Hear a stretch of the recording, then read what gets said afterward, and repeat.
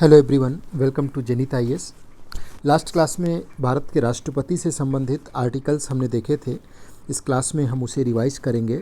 जैसे article number 52, इसकी चर्चा हमने आपके साथ किया था। ये क्या है? आर्टिकल नंबर 52 ये बताता है कि भारत में राष्ट्रपति का एक पद होगा, यानी राष्ट्रपति के पोस्ट के लिए जो चर्चा की गई है वो आर्टिकल नंबर 52 में है। यही डिक्लेयर करता है कि देश के अंदर राष्ट्रपति का एक पद होगा।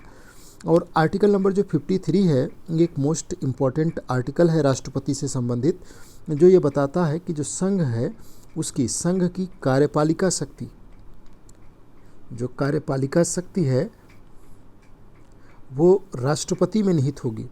वो निहित किस में होगी? वो प्रेसिडेंट में ही निहित होगी। ये बात करता है आर्टिकल नंबर 53।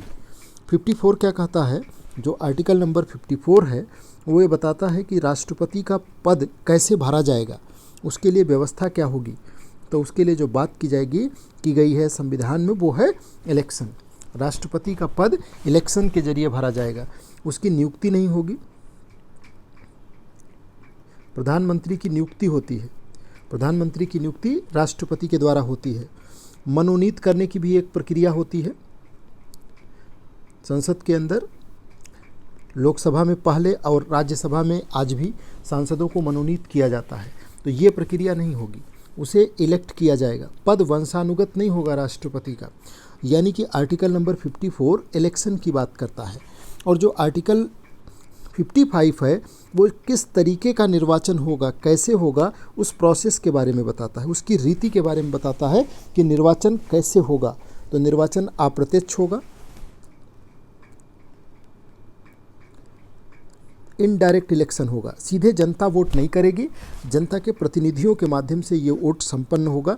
यानी कि पार्लियामेंट और जो विधानमंडल हैं उनके इलेक्टेड मेंबर्स, जिसमें लोकसभा और राज्यसभा के इलेक्टेड मेंबर और विधानसभाओं के इलेक्टेड मेंबर्स इसमें शामिल होते हैं। दिल्ली पुडुचेरी के भी इलेक्टेड मेंबर्स शामिल होते हैं।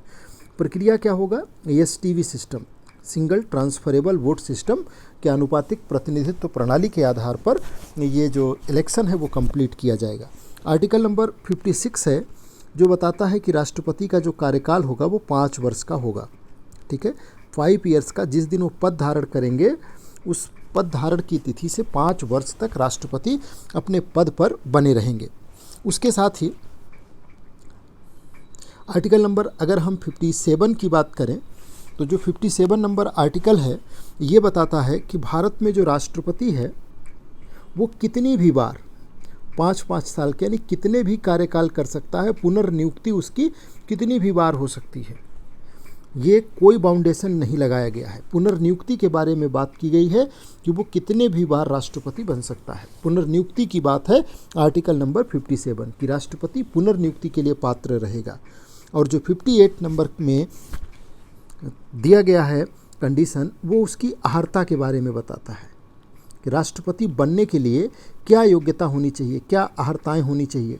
तो 4 बातें आपको यहाँ पर ध्यान रखनी है कि वो भारत का नागरिक होना चाहिए, 35 वर्ष की आयु पूरी कर चुका हो, लोकसभा का मेंबर बनने की योग्यता रखता हो और वो किसी भी तरीके के लाभ के पद पर ना हो। तो वो लाभ के पद पर ना हो तो उसको राष्ट्रपति के रूप में नियुक्त किया जा सकता है। और 59 नंबर जो आर्टिकल है वो ये बताता है कि राष्ट्रपति के पद के लिए क्या क्या शर्तें होंगी। शर्तें क्या हैं? कि जैसे वो लाभ के पद पर ना हो, लोकसभा, राज्यसभा या विधानसभाओं का सदस्य ना हो, इस तरीके की शर्तें उसके लिए तय की गई हैं। और 60 नंबर जो आर्टिकल है ये राष्ट्रपति के शपथ की बात करता है कि राष्ट्रपति शपथ किसकी लेंगे? एक तो संविधान की शपथ और दूसरी जनता के कल्याण के लिए वो निरत रहेगा।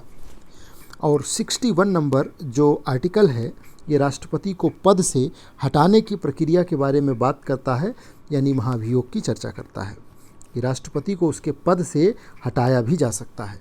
और हटाने की पूरी जो प्रक्रिया है वो आर्टिकल नंबर 61 में दी गई है।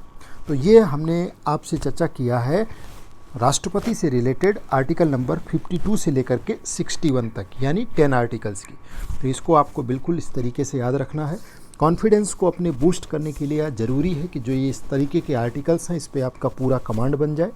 इसके साथ ही राष्ट्रपति टॉपिक को आप परीक्षावाड़ी की बुक ले लीजिए UPPCS के लिए, और इस बुक के साथ राष्ट्रपति टॉपिक को पढ़ना स्टार्ट कर दीजिए।